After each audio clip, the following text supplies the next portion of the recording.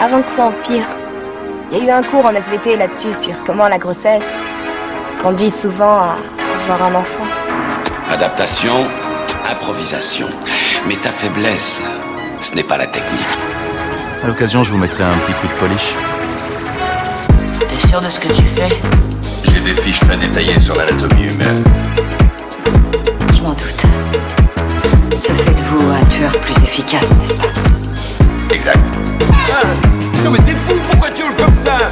Toutes les 5 minutes, il y a une bombe ou je ne sais pas quoi.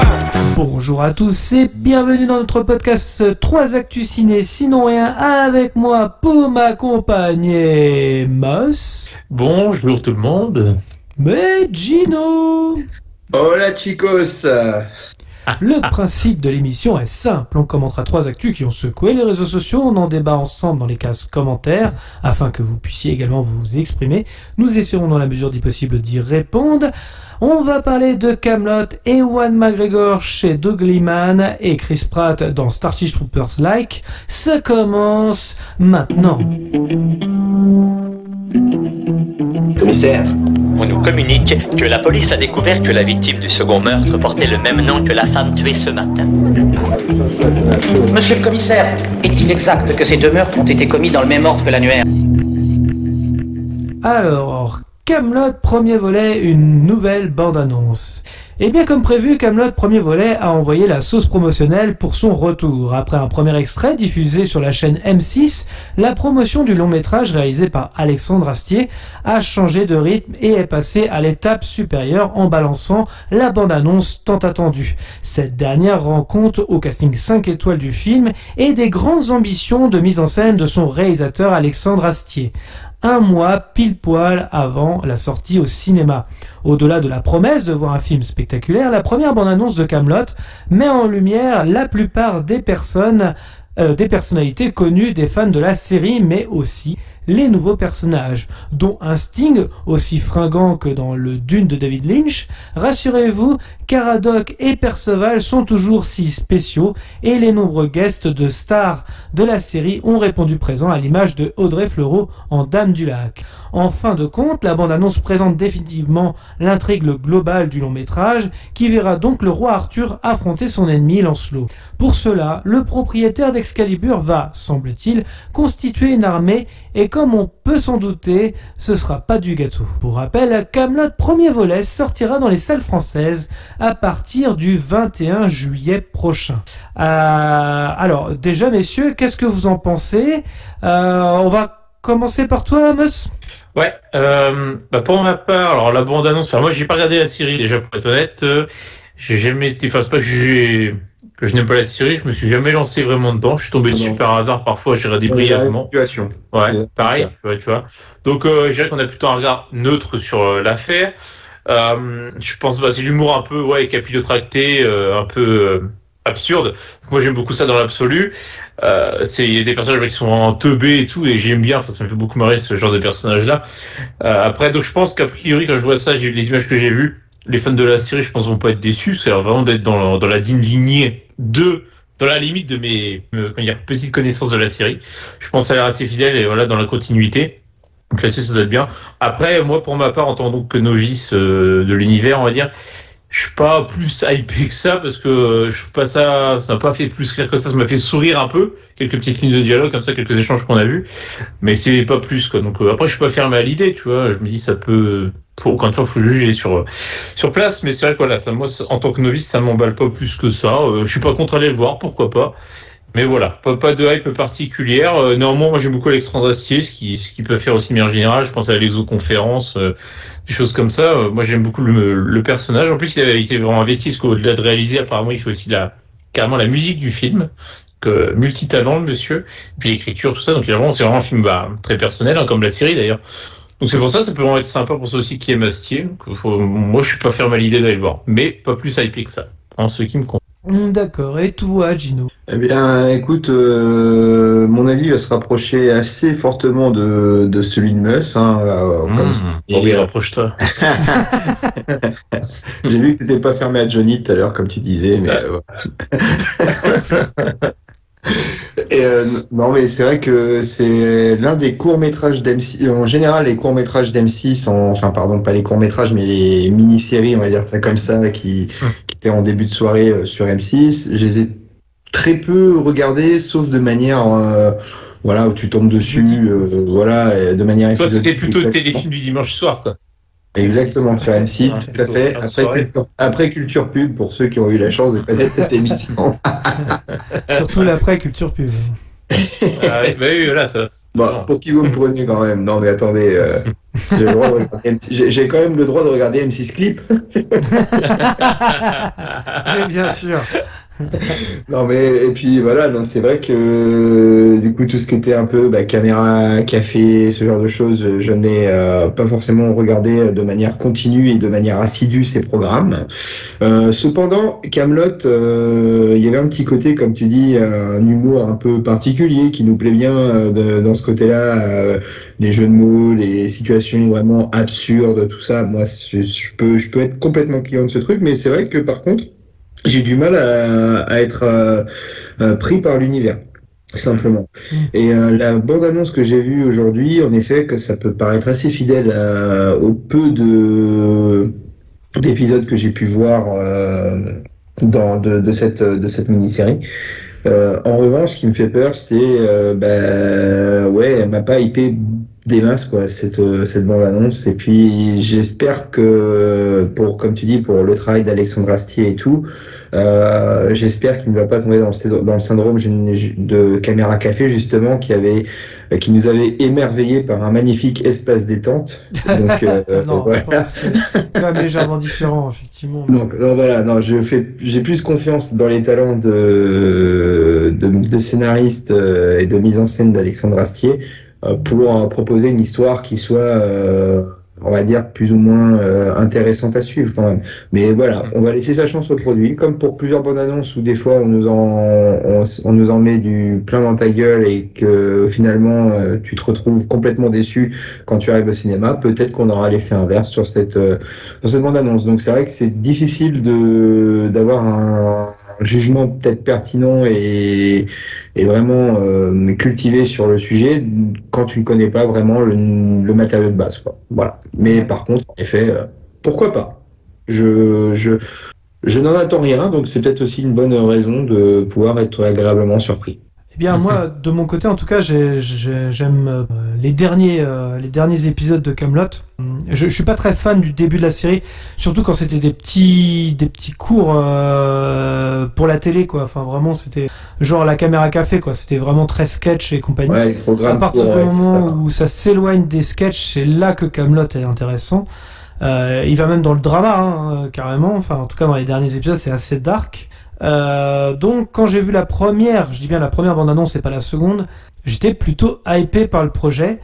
Par contre, cette bande-annonce, la deuxième, m'a laissé un peu de côté, quoi, complètement à côté en fait. Alors après, je pense que les fans vont s'y retrouver. C'est les fans de la première heure. Par contre, moi, j'avoue que l'humour, ça fonctionnait pas sur moi, en tous les cas. J'ai pas vraiment éclaté de rire quand je voyais même Perceval et Caradoc, c'est pas foufou, quoi. Enfin, c'est censé être drôle enfin, c'est un peu bizarre quand même. Moi, j'ai pas du tout ri. Et alors après, je sais que le film, il est pas censé être dans la comédie pure, hein, attention. Oui. Donc ça, je tiens à le signaler. Ceux qui veulent voir de l'humour tout le temps, c'est mort. Comme ça, quoi. On est d'accord. C'est complètement différent. Ce sera, je pense, plus dans les tons de la fin de la série.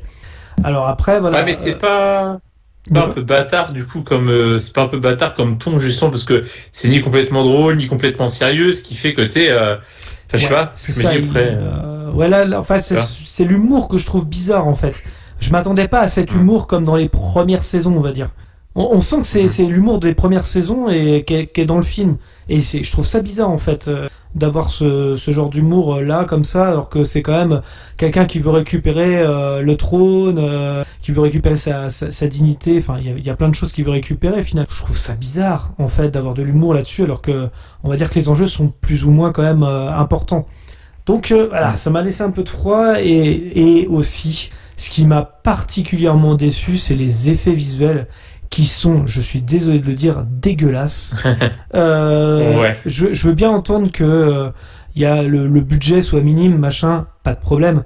Mais non, c'est quand je vois le château en CGI dégueulasse, putain, on était à la limite du film avec Christophe Lambert là. Non, peut-être pas à ce point-là, mais bon, on n'était pas loin du truc, quoi. Surtout qu'ils ont aucune excuse puisque le film a été repoussé. Encore une fois, je comprends pas. En fait, l'idée, alors peut-être que justement, c'est de pas rajouter de sous. Là, pour le coup, c'est Kaamelott, c'est peut-être le film le plus attendu en France cette année. Putain, mais mettez le budget, quoi. Je sais pas. Même à un moment, quand il y a des effets spéciaux un peu avec des éclairs, là, on a l'impression que c'est fait avec After Effects, quoi. Enfin, je trouve ça trop bizarre. Ouais, c'est exactement ça.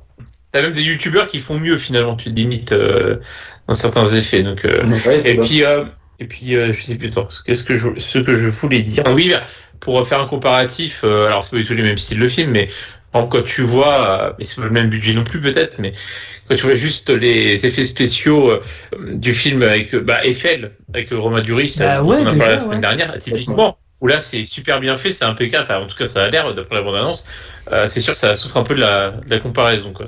Alors peut-être que c'est plus pour coller au style de la série aussi également. Hein. Peut-être. Il y a quand même, je pense, pour que ce soit raccord avec les derniers livres de Kaamelott, mais ouais, je trouve ça étonnant. Ça ne veut pas dire, comme toi, Meus, que je ne suis pas fermé à l'idée de voir le film et de voir la proposition. Mais du coup, ça m'a laissé un peu de froid. Je n'étais pas fermé. Oui, c'est ça. Personne n'a dit qu'on était fermé sur le fait de sachant ce film. Ah oui, non, mais c'est ce que je dis. Non, pas fermé. Non, c'est ce que je dis. Non, j'ai dit quoi exactement? Je suis perdu là. T'as dit contrairement à toi, je crois que contrairement à toi, je suis pas fermé. Alors du coup, je te rejoins plus. Finalement, je suis d'accord avec vous. Je suis pas du tout fermé. On va modifier. Je suis pas du tout fermé à l'idée d'aller voir le film. Bien au contraire. Je vous rejoins parfaitement là-dessus. On va donner. Mais j'avoue que la bande-annonce, du coup, a été censée me vendre le film. Elle était censée me vendre le film et j'avoue que je suis un peu de froid et j'ai peur d'être pas du tout la cible en fait. Ouais, c'est ça.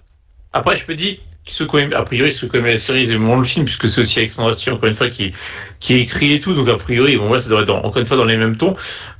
J'espère juste que malgré tout, contrairement à ce qu'on a pu voir sur d'autres productions françaises, qu'ils ont pas un peu tout mis dans le casting et tu sais que négliger certains autres aspects, quoi. C'est juste ça qu'il y a à espérer parce que c'est vrai qu'il y a un gros casting sur le papier. On se dit il y a beaucoup de grands acteurs, donc ça envoie un peu du rêve, au moins de ce niveau. Voilà, enfin du rêve.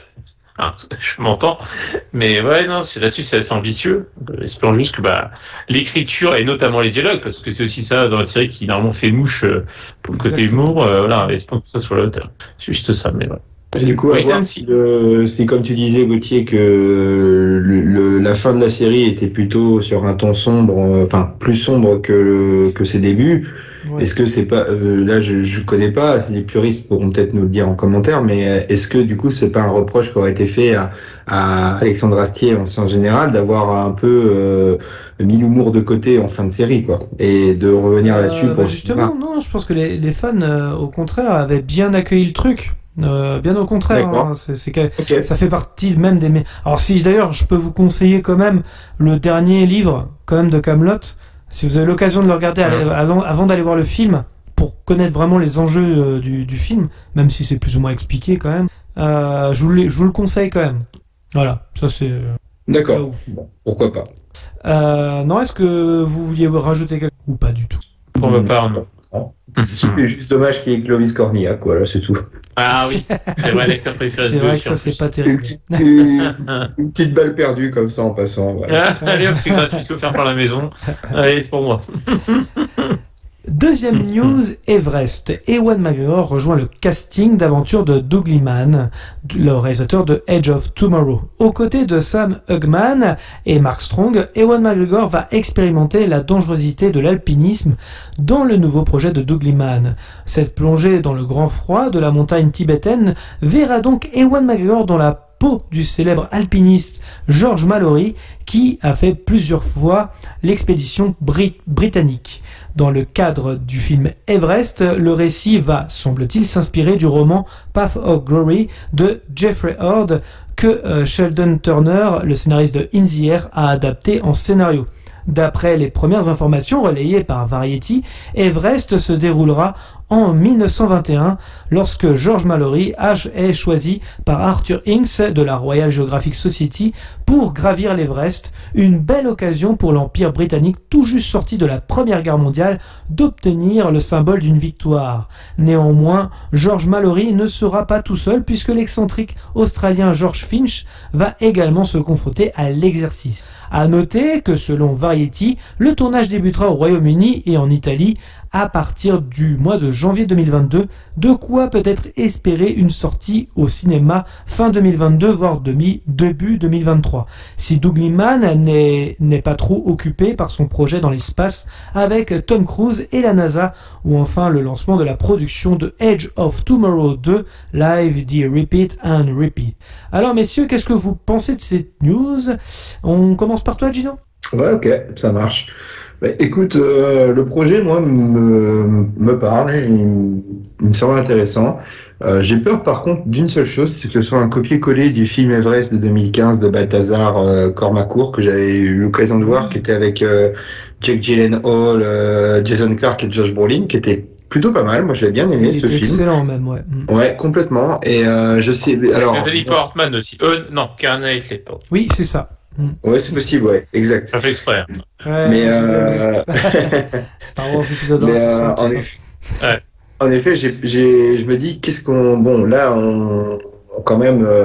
comment s'appelle notre cher ami Doug Liman semble vouloir quand même se poser sur, on va dire, la première vraie montée de l'Everest, quoi, sur 4 archéologues, enfin, pardon, pas des archéologues, n'importe quoi, des alpinistes. Pareil, plongé garagiste. Qui voulaient être les premiers à monter tout en haut du toit du monde. Donc, bah écoute, pourquoi pas. Donc là, on aura le seul truc intéressant, c'est qu'on aura une ascension complètement différente avec, j'imagine, le ressenti, la peur, la crainte et puis bah, les moyens techniques des années 20 dont disposaient les alpinistes pour grimper tout en haut. Que Everest se posait plus dans un cadre années 90, années 2000 de mémoire, oui, si j'ai pas de conneries. Ils avaient beaucoup d'équipements. Ouais. Voilà, l'ascension a déjà été faite, donc ça, même si c'est un réel et ce sera toujours un véritable exploit que de gravir l'Everest, il faut se mettre à la place des premiers hommes à l'avoir fait. Donc pourquoi pas. Et puis bah Ewan McGregor, moi je suis fan à 100%. Mark Strong, j'aime beaucoup. Voilà. Après, Mark Strong, j'aime beaucoup dans un côté assez décalé quand même. Comme ouais, les frères Grimsby, tout ça, quoi. Ouais, les frères Grimsby, tout ça. Ouais. Même j'ai bien aimé dans, bon, bah, ça reste décalé, mais dans Sherlock Holmes aussi, j'avais bien aimé son personnage.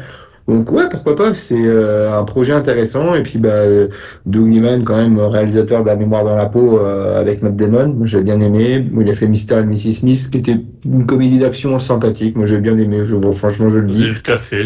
C'était pas en général, voilà, il fait des bons films, hein, mine de rien, comme on dit, c'est super. Alors ça dépend des films.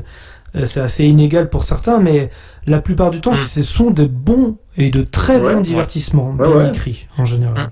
Complètement. Tu sens que le mec travaille ses films quand même, quoi, et puis qu'il se respecte lui-même un certain cahier des charges selon qu'il fasse un film d'action, un film de comédie. Voilà, techniquement c'est propre. Donc il y a aucune raison qu'il puisse nous magnifier cette histoire-là avec des paysages extérieurs qui vont être forcément sublimés, je l'espère. Donc ça, il n'y a pas de raison. Et puis je m'empresserai aussi d'aller voir Edge of Tomorrow que on te le conseille grandement. Voilà. Vraiment sympa, ouais. Edge of Tomorrow du même réalisateur, je le précise. Ouais, il est très fort au niveau de l'action. Il y a l'humour quand il faut. Et les enjeux sont excellents, quoi. Ouais. Et c'est filmé en France.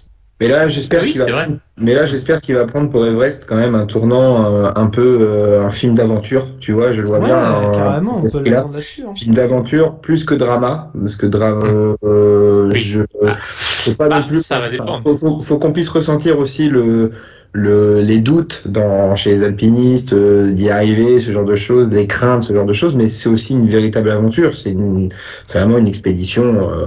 Franchement, je pense que quand ils se sont dit on va monter tout en haut, beaucoup de gens ont dû les prendre pour des fous, quoi. Voilà, et il y a ce côté-là qui peut être assez sympa à exploiter. Donc moi je suis déjà, on ressentait bien avec le film, tu l'as dit, de 2015. Oui. La fameuse peur d'arriver au sommet. moi j'étais ultra impressionné par le film. Déjà, il faisait bien ressentir, hein, déjà ce côté-là. Ouais, complètement. T'avais bien les sensations où les personnages étaient complètement gelés, à bout de force, la peur. Gelé royal. Oui. Continuez. Oui, nous allons appeler des médecins, ils vont venir te chercher, Mus. Moi, je l'avais vu en 3D en plus. Et la 3D était excellente. En 3D. Ouais. Ah oui, voilà, J'en avais encore au ciné. Je suis client. Donc je laisse la parole à notre ami Mus. Ou à toi, Gauthier, comme Non, à toi, Mus. C'est très bien. Les femmes d'abord, t'as raison. Voilà. Non, après, pour le côté drama, je dirais tout simplement, ça dépend comment ça s'est terminé pour nos deux héros dans la vraie vie, quoi. Parce que si c'est une façon dramatique, de toute façon, ça va prendre ce tournant-là. Ça, je connais pas du tout leur véritable histoire pour le coup. Ce sera l'occasion de le découvrir au ciné. Et après, c'est vrai que, comme tu as dit, quoi, c'est vrai que bon acteur, principal, en tout cas, même bons acteurs avec Mark Strong, bon réalisateur. Moi, je pense que ça peut faire qu'un bon film. Pour le coup, je suis très optimiste, on va dire. Je pense que ce sera un film très bien, a priori comme ça, évidemment, parce que là, c'est un peu sur du vent, on n'en sait rien encore, on n'a pas d'image, mais je suis assez enthousiaste. Ça fera forcément au moins un bon divertissement, quoi. On passera pas un mauvais moment, je pense, parce que Lou Liman, pour le coup, moi je sais que ces films, comme tu l'as dit, Gauthier, c'est chaque fois où tu te fais pas chier, tu payes ton billet de cinéma, t'en ressors content, peu importe, c'est ça. Pas forcément déçu ou quoi que ce soit, non. À la fin, tu fais, j'ai vu un bon film. Pas un chef-d'œuvre, mais j'ai vu un bon film. Exactement. C'est tout ça, en fait. Donc c'est pour ça. Donc, d'avoir des images, et puis je me dis, comme tu dis, il y avait le film Reste qui était sympa. Et effectivement, pour pas avoir une redite. C'est l'époque qui va jouer, je pense. Comme dit. C'est ça, exactement. Je pense qu'il va créer une vraie différence avec le film de 2015. Ça va être l'époque. Ouais. Les moyens ont moins. Et bien évidemment, au moment des années 20, l'Everest, c'était pas aussi touristique que maintenant. Oui, et vrai, donc il y aura beaucoup moins de monde, beaucoup moins de personnages, et ils seront tout seuls, quoi. Donc il y aura cet aspect solitude que tu n'avais peut-être pas en 2015 où ils étaient plus en équipe, par exemple. Tu as raison, je ne pensais pas à ce côté-là, mais oui, c'est très vrai, exact. Et peut-être un Katmandou au Népal qui serait un peu plus sauvage encore. Donc c'est vraiment tout cet aspect-là qui peut être très intéressant si c'est bien traité.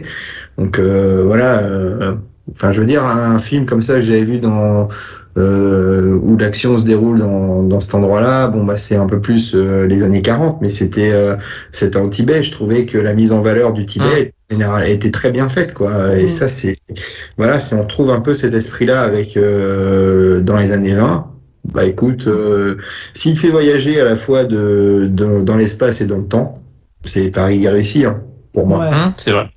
J'attends son gros projet avec la NASA, moi, de Doug Liman. Ah oui, pour le. Putain, j'ai trop envie de voir Tom Cruise dans l'espace en vrai. Ça va être énorme, ça.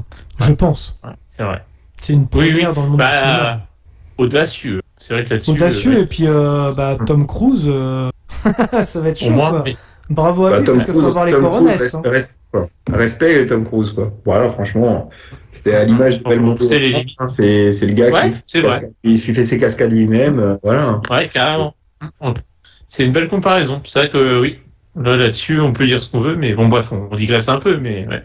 Et juste pour en revenir sur le film, du coup, moi j'espère juste un petit truc, je pense que je me touche un petit peu, mais j'espère, vu que c'est un très beau coin, qu'on aura le plus de plans réels possible et pas trop de numérique, qu'ils en abusent pas trop, le moins possible, parce que moi c'est ce que je préfère, je pense, dans ce genre de paysage, quoi. Si c'est pour nous gaver de plans d'incrustation et tout, qu'il y en aura forcément, parce que alors je pense pas qu'ils vont tourner à l'Everest, mais effectivement en Italie t'as pas mal de montagnes et compagnie où tu peux faire de beaux plans qui font penser un peu à l'Everest.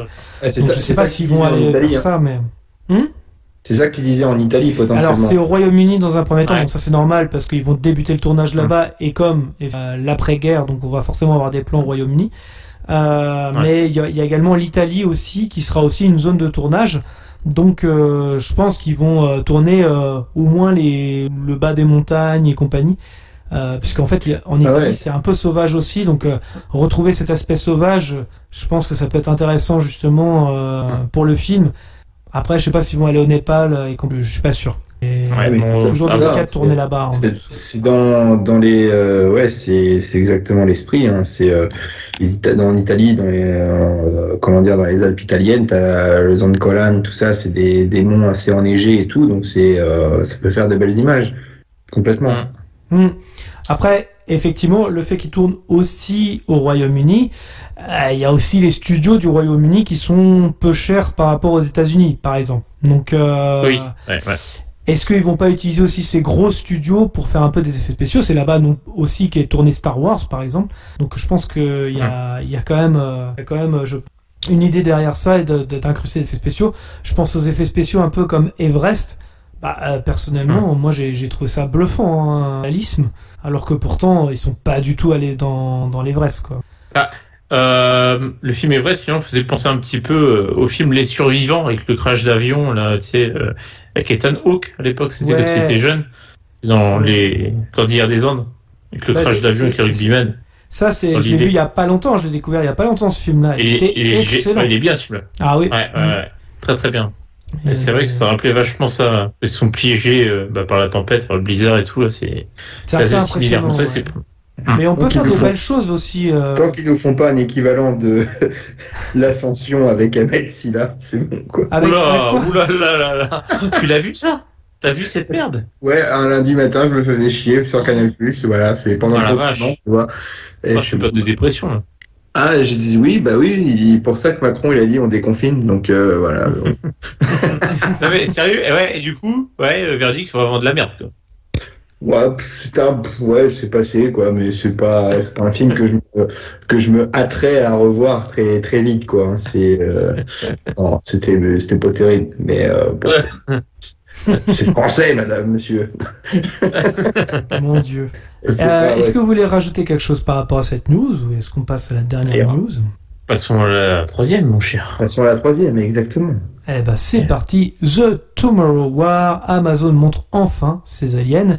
Outre son casting composé de Chris Pratt en personnage principal et de son intrigue efficace, le long métrage réalisé par Chris McKay, le réalisateur de Lego Batman le film, promet une nouvelle guerre des mondes, à en croire sa nouvelle bande-annonce. Au-delà de ses problèmes d'insectes, la relation père-fils entre l'acteur J.K. Simmons et Chris Pratt devrait être un nœud narratif du long métrage.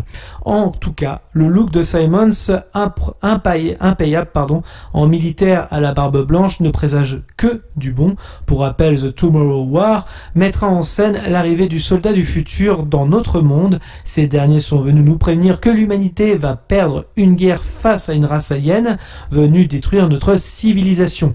Par la même occasion, ces militaires du futur veulent transporter des soldats et des civils du présent pour aller les aider. Et il se trouve que Dan Forrester, Chris Pratt, père de famille et professeur au lycée, sait bien gérer le maniement des armes et va donc, en toute logique, s'engager dans cette aventure. Reste à savoir si toutes ces belles promesses se matérialiseront pendant 2h20 de film, ce qui pourra être vérifié dès le 2 juillet prochain sur la plateforme Amazon Prime Video. Messieurs, qu'est-ce que vous en avez pensé? On commence par toi, Meus. Moi, ce que j'en ai pensé, je me dis, alors, dans l'absolu, pourquoi pas, moi qui aime bien les films popcorn, qui envoient un peu, qui en mettent plein les mirettes, si je puis dire, je suis assez client de manière générale. Pour le coup, les effets spéciaux ont l'air plutôt bien faits, donc je me dis, pourquoi pas, quoi, enfin, là-dessus. Néanmoins, c'est là que je vais mettre des bémols. C'est qu'effectivement, ça n'a pas l'air extrêmement original non plus, dans le sens, ça fait penser vachement à Edge of Tomorrow dans l'idée, quoi, le côté voyage temporel, c'est pas exactement comment dire. On est sur une boucle temporelle dans Edge of Tomorrow et là c'est dans le futur à la Terminator. Mais l'idée là, on a comme voyage temporel, mais c'est pas du tout la même chose dans l'utilisation. La race alien et compagnie. Moi, ce qui me saoule, c'est un peu justement, tu vois, tu parlais du côté Chris Pratt, J.K. Simmons. Il y a aussi la fille de Chris Pratt dans la bande-annonce, ça a l'air très famille, etc. Mais du coup, moi, ça fait penser des films un peu de Will Smith ou un film pas d'extraterrestre mais de zombies, un film à la World War Z full valeur avec Mister Perfecto, tu sais, qui sacrifie à lui-même pour sauver sa fille, pour sauver tout le monde, tu sais, les valeurs à l'américaine, qu'on a vu 1000 fois. Donc c'est plus là-dessus. Je pense que ça va être hyper clichésque sur plein de trucs, sur plein de comment dire, de dialogue et de situation. C'est plus ça que j'ai peur et que du coup ce soit pas très mémorable quand bien même ce soit bien fait techniquement. C'est plus ça qui me fait peur. Encore une fois, il faudra vraiment juger après l'avoir vu, hein, bien sûr, mais voilà, j'ai vraiment peur de ça. Puis le côté, tu vois, il fait un peu des petites blagues. De toute façon, Chris Pratt, il fait toujours un peu le même rôle, hein, peu importe le film, j'ai envie de dire. Même si j'aime beaucoup l'acteur, hein, attention. Il le fait plutôt bien, mais c'est vrai qu'il fait un peu toujours le même rôle, quoi. Le mec un peu beau gosse avec quelques petites blagounettes par-ci par-là. Même dans ces films muets, il ferait des blagues. Ah bah non, mais ouais, voilà, c'est toujours un peu les mêmes profils, quoi. C'est pour ça qu'il est pris, de toute façon. Hein. Mais ouais, donc on verra, mais bon, le côté full valeur. Le producteur au passage aussi du film, je précise. D'accord. Donc je pense que ce sera plutôt un bon divertissement, voire très bon, peut-être même carrément. Mais après, voilà, dans le fond, sur les thèmes abordés, je suis pas sûr que ce soit... ça casse 3 pattes à un canard, quoi. Hein, pour te rendre hommage, Gino, vu que je sais que tu aimes beaucoup cette expression. Voilà. Je te remercie de l'hommage rendu. Je ne suis pas encore mort. Et toi, Gino, t'en penses quoi ? Qu'est-ce que j'ai pensé de cette bande-annonce ? Eh bien, écoute, c'était plutôt une bonne surprise pour moi. Je veux dire, ça me semble plutôt être un produit, on va dire un produit de consommation plutôt intéressant. Donc, voilà, sans plus, quoi. C'est un sentiment de déjà vu un peu trop présent à mon goût, quoi. Comme dit Mus, oui, ça va sentir du full valeur, ce genre de choses. Ça, il n'y a pas trop de doute là-dessus. C'est vrai que, comme tu le disais en introduction, c'est un peu un mélange avec Starship Troopers et puis, pour moi, le Terminator inversé, quoi. C'est pas le Terminator qui a l'histoire dans le passé, c'est lui qui va vers le futur, quoi. Donc, c'est bon, il n'y a pas de DeLorean non plus. Bon, à mon grand regret, mais c'est un bah, c'est surtout que tu peux tout faire à partir de ce moment-là. C'est-à-dire que s'ils arrivent à aller dans le passé, dans le futur, mais tu peux tout imaginer. C'est même pour moi, assez hallucinant qu'ils n'arrivent pas à gagner avec ça. Mais bon. Exactement, mais c'est en ça que pour moi il y a un truc qui cloche là-dedans. C'est qu'à partir du moment où les humains arrivent à trouver une solution pour aller dans le futur, dans ce cas, les aliens, vu qu'ils arrivent du futur, ils savent comment ça se passe. Pourquoi ils ne viennent pas détruire cette technologie en amont ? Bon, ça s'appelle le paradoxe. Ou alors, du moins, ils ont pas cette peut-être qu'ils n'ont pas trouvé cette technologie parce qu'ils sont peut-être trop cons, les aliens, parce que c'est les Américains qui vont gagner. C'est les Américains qui gagnent. Donc, non, mais c'est vrai que c'est, comme tu dis, c'est un film popcorn. Après, Chris Pratt, c'est un acteur, voilà, ça passe, quoi, ça fait le café. C'est ni plus ni moins, quoi. C'est toujours plus expressif qu'un Christian Bale, mais bon, c'est je trouve au passage, il a 42 ans aujourd'hui, donc le 21 juin où on enregistre l'émission. C'est toujours intéressant. Bon anniversaire. Bon anniversaire à Chris. Chris, tu sais que tu nous écoutes, donc on bah oui, c'est sûr. If you listen to us. Happy birthday, Chris. Happy birthday, Chris. Yeah. Là, ça peut être intéressant. Après, voilà, je pense que je regarderai ça un soir que j'aurai rien à faire sur Amazon Prime. Puis voilà. Mais on est d'accord, ce sera sur Amazon Prime, mais c'est tout. On est d'accord. C'est tout, ouais, ça passe pas au cinéma. C'est pas un peu triste de pas pouvoir voir ça sur grand écran. C'est ce que j'allais vous poser comme question, ça. Ouais, moi je suis pas sûr. Moi finalement ça m'a pas déçu de ne pas aller voir Army of the Dead en salle, tu vois. Army of the Dead, je comprends. Il traumatisé le pauvre. Donc là, non, après, je vais être un peu plus client de ce film-là, mais ouais, non, je suis pas hyper emballé, et puis du peu qu'on peut voir les aliens, j'ai l'impression qu'ils ont dit, bah tiens, Alien, ça a bien marché, on peut reprendre quasiment le même dessin, donc pour faire nos monstres à nous. Bon, c'est un mélange entre Alien et Predator. Avant, il y avait Alien versus Predator, maintenant, ils ont fait un mélange des deux, quoi, pour les monstres. Mais bon, c'est l'image que j'en ai, mais ce sera un bon divertissement, mais sans plus. Moi, j'ai un petit peu peur de l'effet World Invasion. Je crois que World Invasion. Oui, World Invasion. Ah oui. Ah, je l'avais zappé celui-là. C'est normal que tu les zappé parce qu'on l'a vu au cinéma. On était très hypé par la bande-annonce qui donnait vraiment envie. Et c'était une déception sur tous les tableaux. C'était nul à chier d'ailleurs devant le film. Horrible. Enfin voilà, c'est. Alors surtout, c'est un projet qui avait été teasé de longue date. Oui, à l'époque, et puis il y avait juste une photo et tout qui était hyper impressionnante, enfin avec un vaisseau, ça, et ça donnait vraiment envie, mais effectivement il faut arriver en salle, le pétard mouillé, mais puissance 10. Alors après, je suis assez confus. Alors j'aimais beaucoup la première bande-annonce de Tomorrow War. La deuxième m'a un peu déçu parce qu'effectivement on voit les aliens, alors que justement dans la première bande-annonce, c'était limite le truc de fin où on voyait vite fait le monstre. Bon, c'est vrai que ça a l'air impressionnant. Ça a l'air au niveau des effets visuels assez honnête. En tout cas, pour un film Amazon Prime, on sent qu'il y a quand même les moyens derrière, donc c'est très bien. Puis je rappelle quand même que le film, il va durer 2h20, donc c'est l'air d'être quand même plutôt pas trop mal de la durée du film. Parce que c'est pareil, je vous rejoins, ça a l'air d'être un melting pot de ce qu'on a déjà vu, le côté Terminator inversé. On vous prévient qu'on va perdre une guerre, ça fait très Terminator. Venez avec nous si vous voulez vivre, c'est un peu ça. On va faire une guerre effectivement avec le voyage temporel qui alors c'est pas une boucle temporelle, mais ça fait penser effectivement à Age of Tomorrow, ou encore Starship Troopers, puisque on a le côté engagement militaire de civils comme dans Starship Troopers. Donc voilà, à voir ce que ça va donner, mais j'ai l'impression que c'est un melting pot de tout ce qu'on a déjà vu. Est-ce qu'on va être finalement, enfin, est-ce que ça va être mémorable quand on mélange 3-4 films à la suite? C'est la question. Et comme vous disiez si bien, je pense que ça va être full valeur, puisqu'effectivement on parle de Chris Pratt, professeur des écoles, père de famille. Comment voulez-vous déjà les valeurs, elles sont déjà présentes dans va gagner à la fin, quoi. quoi. Enfin, je veux dire, c'est déjà écrit sur le, dans le synopsis, bien évidemment qu'il va gagner. Et puis bon, il peut sauver sa famille et sa fille. Oui, voilà. Il y a peut-être aussi des paradoxes également qu'on peut déjà soulever avec une technologie comme les voyages dans le temps. Comment ne pas gagner cette guerre? C'est pas possible. Il suffit d'aller dans le passé, d'aller dans plusieurs époques et ramener plein de gens. Effectivement, le nombre écrase les aliens, quoi. Enfin, je veux dire, dans ce cadre-là, c'est un peu particulier, quoi. Donc à voir, effectivement. Moi, je suis pas fermé non plus à l'idée. Je pense que ça va être un bon divertissement, mais moi, je veux dire, pas forcément de personnalité derrière. Mon petit de cinéphile à l'ancienne, ça me fait chier que ça sorte pas au cinéma, un truc comme ça, tu vois. Là, j'aurais été bien content d'aller voir en salle, mais. Ah, je rejoins. Parce que ça a l'air d'être tellement bien fait que je comprends pas que au cinéma t'as envie de payer ta place, quoi. T'as envie d'en prendre plein la gueule à la Independence Day, quoi. Mais carrément. D'autant que la Paramount participe en plus au projet. Ouais, complètement. C'est bizarre. J'espère aussi qu'ils vont pas aller dans le vaisseau des aliens foutre un virus. World Invasion a déjà tenté l'expérience en copiant Independence Day, c'était bien chiant. Je lui donne un virus. Je lui fais ça. On peut l'enrouler. Non, j'espère qu'ils vont pas aller jusque là, quoi. Enfin bon, bref, on verra bien. On vous en fera peut-être un podcast, qui sait. On verra. Dites-nous en commentaire si ça. Est-ce que ça pourrait être sympa. Ça peut être sympa. Puis en plus tout le monde a Amazon, donc on peut y aller, quoi. Dites-moi, est-ce que vous vouliez rajouter quelque chose sur cette news, ou est-ce que vous pensez qu'on a été complet? Oui, j'espère qu'on n'en fera pas un podcast spécial.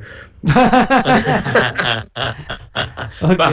Après, voilà, ça se trouve, ce sera un bon moment. Après 2h20, j'espère que ce sera. Sinon, ça va être long. Ah bon, on se souvient tous de Army of the Dead avec bout de 45 minutes. Ouais. Donc, bon. On verra. Et il sort quand déjà? Le 2 juillet.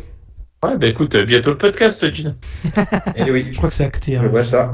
Et oui. En tous les cas, merci à tous de nous avoir suivis. Je vous rappelle que vous pouvez clocher, commenter, mettre un pouce bleu, nous suivre sur les réseaux sociaux, Facebook, Twitter, Instagram. Les liens sont dans la description. Dans tous les cas, rendez-vous dans les salles obscures pour de nouvelles aventures. Bonne soirée à tous. Bonne soirée tout le monde. Salut, à la prochaine. Avant que ça empire, il y a eu un cours en SVT là-dessus sur comment la grossesse conduit souvent à avoir un enfant. Adaptation, improvisation. Mais ta faiblesse, ce n'est pas la technique. À l'occasion, je vous mettrai un petit coup de polish. T'es sûr de ce que tu fais? J'ai des fiches très détaillées sur l'anatomie humaine.